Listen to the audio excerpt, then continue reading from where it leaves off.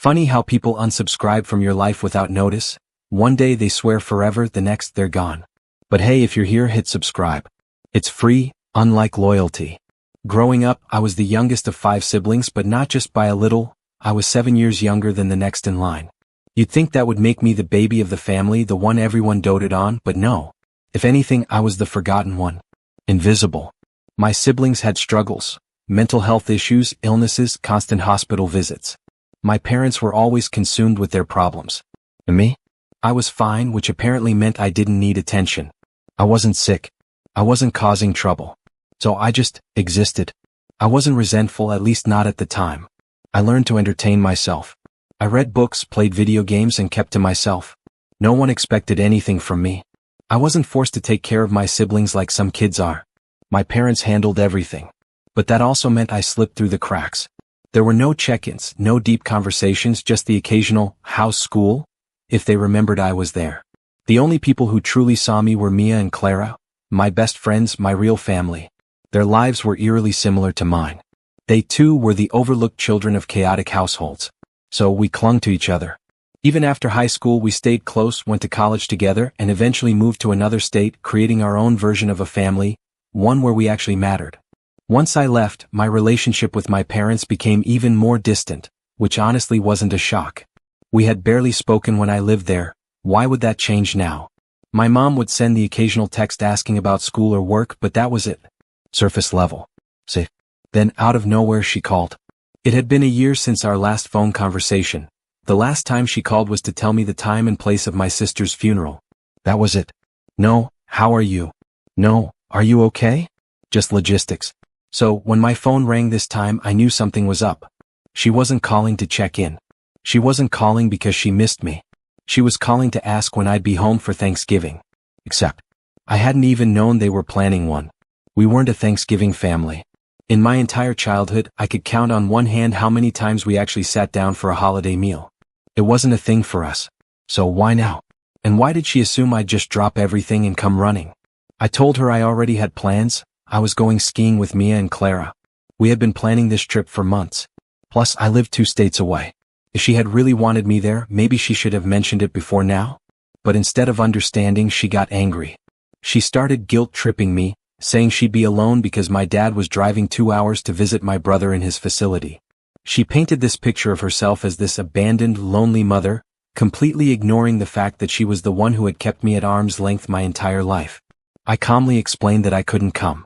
That it wasn't just a matter of hopping in a car. I would have needed to book a plane ticket weeks ago. But she wasn't listening. She snapped at me, accused me of not caring about the family, and then hung up on me. Just like that. I sat there staring at my phone, feeling this weird mix of anger and guilt. Now I was the villain? Now I was the selfish one? After years of being ignored, I was suddenly expected to show up like a good little son? Later that night, I sent her a text. I kept it polite. I told her I'd love to see her and Dad after the new year, but I couldn't make Thanksgiving or Christmas because of my trip. She didn't respond. I should have moved on. I tried to move on. But something about that phone call stuck with me. She hadn't called to invite me. She hadn't even mentioned Thanksgiving before. She had just expected me to magically know and comply. Days passed. I focused on my ski trip, trying to shake the frustration. Then, suddenly, my phone buzzed. It was a text from my dad. And that was a big deal because my dad never texts me. And I had a feeling I wasn't going to like what he had to say. When I got the text from my dad, I thought I had to be misreading it. If you don't come home for Christmas, I'll stop paying for your college tuition. I actually laughed. What tuition? I had graduated years ago. Was he confused? Did he think I was one of my siblings? I read the message again just to be sure. It was so random, so out of nowhere that for a second I genuinely thought he might be joking. So I texted back. Dad, I graduated a long time ago. And if you think you're still paying for my college, you might want to check your bank statements because you're being scammed. I assumed that would be the end of it. A simple mistake, an awkward realization, and maybe even a my bad from him. But instead, a few hours later, I got another message. This one was much angrier. I was ungrateful. I was selfish. I didn't appreciate all the sacrifices they made for me and my siblings. I sat there stunned. What sacrifices? First of all, I never asked them for anything. Second, my grandmother paid for my college. She handled everything herself, made it very clear she didn't want my parents interfering, and they never contributed a dime. So what was my dad even talking about? I was getting pissed now. Look, I get that they're under stress with my siblings. I really do. But trying to guilt trip me for something they didn't even do? That was a whole new level of ridiculous. I took a deep breath and responded, I'm sorry you feel that way, but Grandma paid for my college. I'd be happy to catch up after the holidays, but I already have plans. I kept it polite, thoughtful. That should have ended the conversation. It didn't. Dad exploded. He went full dramatic mode, accusing me of abandoning the family, saying I was turning my back on them, and then, his grand finale, telling me that if I didn't try harder, he was done supporting me. I just sat there staring at my phone. Supporting me? Supporting me how? They had barely noticed I existed for most of my life. They didn't check in, didn't ask how I was doing, didn't even talk to me regularly. And now, because I wasn't dropping everything to rush home for a holiday they never even cared about before, I was suddenly the villain? I needed to vent. I called Mia and Clara. Mia was quick to point out the obvious. They don't actually want to see you. They just don't want to feel guilty about not seeing you. Clara, as always, was blunt. Screw them. You don't owe them anything. She was right. But even after our talk, I still felt unsettled. That feeling got worse when my phone buzzed again. Another message from my dad. This time it wasn't a guilt trip. It was an ultimatum.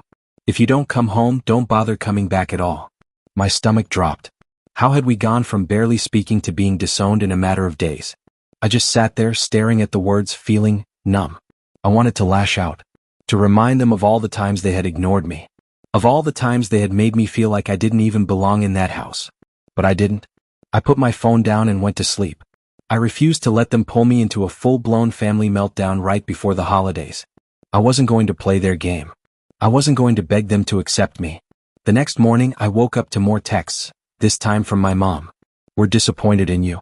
We don't understand why you're acting this way. We hope you'll reconsider. I actually laughed out loud. Distant? Now they were realizing I had been distant? I had been aloof my entire life and they were just now noticing? I ignored the text. Instead, I focused on packing for the ski trip. For the first time in a long time, I felt free. No guilt. No sadness. Just relief. And then, right in the middle of the drive to the resort, my phone buzzed again. Another message from my mother. But this one was different. It wasn't another guilt trip. It was a warning. If you don't come home soon, we'll have to start making decisions about the future without you. And you won't like it. I felt a cold weight settle in my chest. This wasn't about Christmas. It never had been. They wanted me back for something else. Something bigger. And I had a feeling I wasn't going to like what it was. I thought I was finally free. I had my own life, my own goals, and I had made it clear that I wasn't about to be dragged back into my family's endless cycle of guilt and expectations. But, of course, it was never going to be that easy. A few weeks after returning home and settling back into my routine, I got a message. It was from Jake. I actually had to stare at my phone for a moment. Jake. We hadn't spoken in months. Maybe longer. He was my older brother, and growing up, I thought if anyone in my family could understand me, it would be him. He wasn't as sick as my other brothers, so maybe, we could have bonded. But he was always too caught up in his own world. Too busy, too distracted. Just like everyone else. Still, seeing his name pop up made my stomach tighten. The message was short. Hey, we need to talk. I frowned. I wasn't exactly in the mood for more family drama, but curiosity won out. About what? I texted back. A few minutes later, my phone rang. I hesitated for half a second, then picked up. Hello. Jake didn't even bother with small talk. He jumped right in. Mom and Dad are planning to make you the boys' legal guardian. I nearly dropped the phone. For a few seconds, I just sat there, my heart pounding, my brain refusing to process what I had just heard. Was this a joke? A prank? Were they seriously planning to dump this on me, after ignoring me for years? Finally, I managed to find my voice. What the hell are you talking about? Jake let out a sigh like I was the one being unreasonable. You know how things are with Mom and Dad. They've got a lot on their plate with the boys. They're not going to be around forever, and they need to know someone's going to step up and take care of things when they're gone. I felt my face heat up. My pulse thundered in my ears. And they think that someone is me? I snapped. After everything? After the way they ignored me, guilt-tripped me, barely even treated me like part of the family, now they just assume I'm going to drop everything and take over their mess. Jake hesitated. Look, I know it's a lot, but you're the only one who's really stable. The rest of us, we've got our own issues. I actually let out a sharp, bitter laugh. Yeah. Well, maybe you guys should have thought about that before now. I was shaking. This wasn't just about Thanksgiving anymore. Or Christmas. This wasn't some last-minute guilt trip to get me home for the holidays. This was long-term. They hadn't even considered talking to me about it until now, until it was convenient for them. They had been planning this, making decisions about my future without even asking me. Trying to wrap my head around it, I exhaled sharply. So what, they've been discussing this behind my back? Just decided I'd take on the responsibility without even asking me? Jake's voice was calm, matter-of-fact. Yeah, pretty much. They've been planning this for a while. I went completely still. I stared at the wall, my mind racing. I knew it wasn't really Jake's fault. He was just the messenger. But that didn't change the fact that I wanted to scream. I thought my parents had already given me the biggest slap in the face possible. I was wrong. This wasn't just about doing them a favor. It wasn't about helping out during the holidays or being there for an emergency. No, they wanted something much bigger. They wanted me to spend the rest of my life cleaning up after them. I had spent years being ignored, on the sidelines, invisible. And now, suddenly, because I was the only one with my life together, they had decided I was their fallback plan. I was supposed to drop everything. Move back home. Give up everything I had worked for. I exhaled sharply, gripping my phone. So what am I supposed to do? I asked, my voice tight. Just throw away my entire life? Pack up, move back home, and pretend this is normal? Jake didn't have an answer. Instead, he launched into a weak attempt to justify it. You have to understand. Mom and Dad are struggling. Taking care of the boys isn't easy. I cut him off. I don't care. I said it without hesitation, and I meant it. I was never the issue.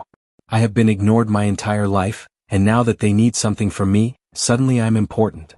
Jake hesitated. It's not like that. It's exactly like that. I snapped. I'm not doing it, Jake. I will not be their safety net. They haven't cared about me for the past 25 years, and they have no right to expect anything from me now. Silence. Then Jake, in a tone so patronizing it made my skin crawl, said, I get it, I do, but you're still part of the family. Family. That word. I wanted to scream. Oh, now I'm family? I shot back. Where was family when I needed them? When I was growing up, alone, invisible? Where was family when I had no one? Now that they need me, suddenly I'm part of it? Spare me. Jake sighed. Look, just think about it. No. I cut him off and took a steady breath. Tell them I'm not interested. And don't call me about this again. Then I hung up. And for the first time in my life, I felt like I had taken control. I sat there staring at my phone, my whole body tense. It was like my entire existence had been leading up to this moment, the moment I finally said enough. Enough of being used. Enough of being ignored until it was convenient for them. Enough of the manipulative texts, the guilt trips, the expectations. I wasn't their safety net. Days passed. Silence. No texts. No calls. I knew what they were doing. They were waiting. Expecting me to come to my senses, to realize what a good daughter was supposed to do. But I had no intention of giving in. Then a letter arrived. A letter. As if we were living in the 1800s or something. I almost didn't open it. But curiosity got the better of me. It was from my mother. And, of course, it was filled with the same manipulative, guilt-ridden nonsense I had heard before. She talked about how hard things were. How much they needed me. How they didn't know what they would do without my help. But it was the last part that really got to me. Olivia, we're not asking for much, she wrote. All we need to know is that someone will take care of the family when we're gone. That was when it clicked. This was never about me. They didn't want me back because they loved me. They didn't want me back because they missed me. They wanted me back because I was the only one who hadn't broken. I wasn't their daughter. I was their backup plan. I crumpled the letter in my fist and tossed it in the trash. I was done. Or so I thought. A week passed. Then two. And then my phone rang again. An unfamiliar number. For a second, I hesitated. I had been ignoring their numbers for weeks. Maybe it was them again trying a different tactic. But something in me was curious. So I picked up. Hi, Olivia. This is. They really thought I would just step in and make things right for them. After everything. After years of them not caring about me, ignoring me, treating me like an afterthought. Now, when they were desperate, their band-aid solution was me. I took a deep breath, forcing myself to keep my voice steady. I'm sorry to hear that, but I can't just drop everything. I have a life, Sarah. I heard her sigh, long, tired, frustrated. I understand that. But you're the only one who can help. You know what's happening with the boys. And Jake is barely holding himself together. Olivia, there isn't anyone else. Her words cut deep, but they didn't change the truth. I could feel the heat rising in my face, the rage building inside me. And whose fault is that? I shot back. They ignored this for years, pretended the problem didn't exist, let everything pile up, and now it's my responsibility? Just because I got out? Just because I built a life for myself? Sarah hesitated. I know it's unfair, she admitted, but this is where we are. They need help. There it was again. The same old guilt, the same old tactics. No matter how far I tried to get away from it, they always managed to pull me back. I clenched my jaw, my hands gripping the phone tighter. When I spoke, my voice was sharper than I intended. I'm not doing it, Sarah. I won't clean up their mess. They didn't give a damn about me when I was a child, and they sure as hell don't get to come to me now, just because it's convenient. Silence. When Sarah finally spoke again, her voice was quieter, almost pleading. I understand, Olivia, I do. But this isn't about them. It's about the family. It's about what's going to happen to the boys when they're gone. If we don't step up, who will? That hit me harder than I expected. Not because I felt guilty, but because for the first time I saw how trapped we all were. My parents weren't just using me as an escape, they had done it to all of us. We were just pieces in their game, pawns in their mess.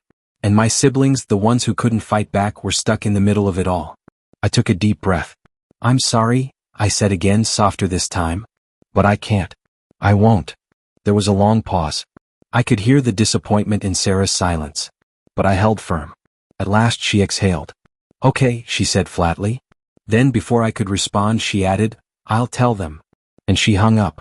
I sat there for a long time, staring at my phone. Feeling guilty. Feeling relieved. I knew I owed my parents nothing. But that didn't mean it didn't sting. It hurt knowing that my family was falling apart and there was nothing I could do. Or maybe there was something I could do. I just wasn't willing to destroy myself for them anymore. A few days later, another letter arrived. This time, my mother didn't even bother with pleasantries. It was all guilt. She told me how disappointed she was in me, how I was failing the family, how she couldn't believe I would abandon them when they needed me most. She rambled on about how hard things were. But there was one thing she never mentioned. Me. Not once did she ask how I was. Not once did she say she missed me or that she loved me. Because this was never about me. It was about what I could do for them. I folded the letter neatly in half, then in half again. Then without hesitation I threw it in the trash. I was done. For real this time. Search. Reason. My mother's last letter was the cruelest one yet.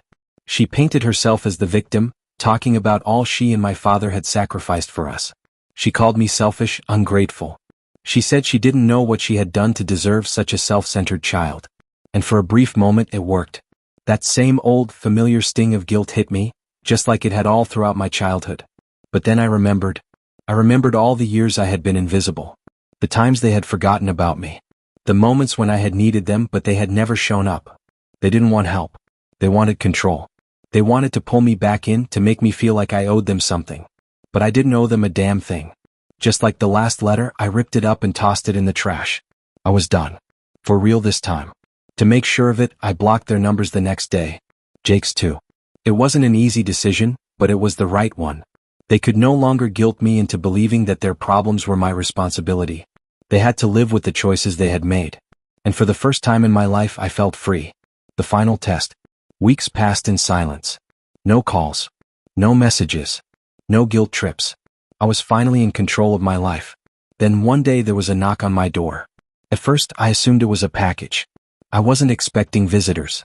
But when I opened the door, there she was. My mother. Standing on my porch like she had every right to be there. I had no idea how she found me. I wasn't hiding, but I hadn't expected her to show up at my home. She looked older. Tired. Worn down. Maybe it was just the weight of everything finally catching up to her. But I felt nothing. No sympathy. No guilt. Just exhaustion. Why are you here? I asked, keeping my voice as calm as possible. She hesitated.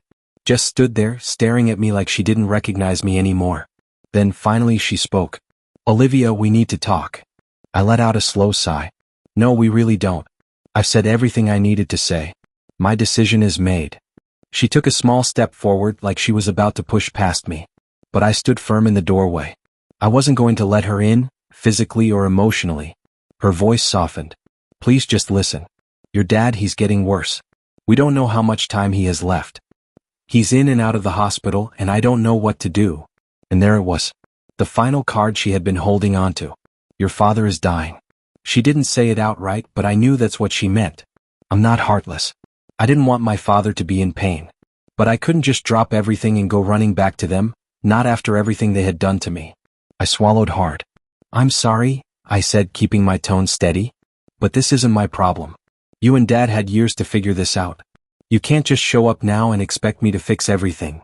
She looked at me like I had slapped her. I'm not asking you to fix anything, she whispered. I just need you to be there. For the family. I let out a short, bitter laugh. For the family?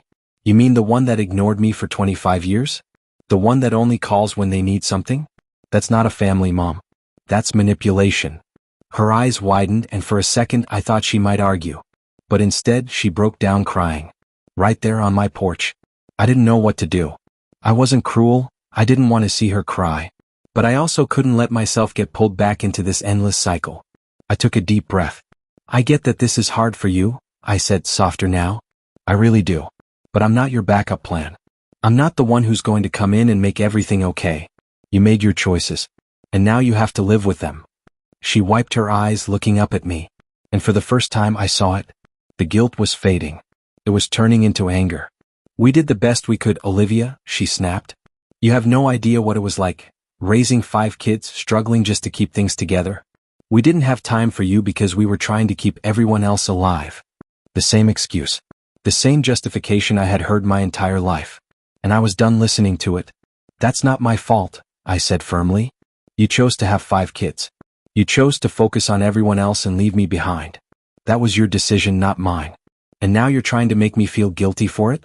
No, I won't. She stared at me for a long moment, like she was trying to recognize me. Maybe she didn't. Maybe because I had never caused trouble, she still saw me as that quiet, obedient child, the one who would take whatever scraps of attention I could get. But I wasn't that child anymore, and I never would be again. At last she spoke. So that's it? You're just going to turn your back on us? I shook my head. No, Mom. You turned your back on me a long time ago. I'm just finally walking away. She had no response. She just turned around and left.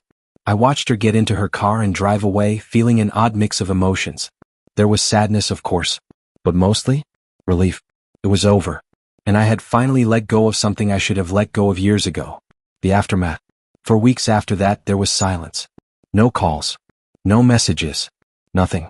And for the first time in my life, I felt good. I focused on my life, my friends, my job. I wasn't looking over my shoulder, waiting for the next guilt trip. I had moved on. Then, about a month later, an email arrived. It was from Jake. Not my parents. Just 2 sentences. Dad died last night. Thought you should know. I stared at the email for a long time, unsure how to feel. I wasn't shocked. I had known this would happen eventually. But I also wasn't sad. I wasn't anything. I thought about replying. About calling Jake, checking in, offering condolences. But then I realized, this was just another opening. Another way for them to pull me back in. And I wasn't falling for it this time. Without responding, I deleted the email and went on with my day. Because for the first time, I understood. I wasn't a part of their world anymore. And I was finally okay with that. Does this story resonate with you? Have you ever felt trapped in a toxic family dynamic? Have you ever had to make the painful choice to walk away? If this story spoke to you, let us know in the comments. Share your thoughts, your experiences, your strength. And if you haven't already, like, share, and subscribe for more real-life stories that reveal the truth behind family, love, and self-respect. Because sometimes the bravest thing you can do is walk away.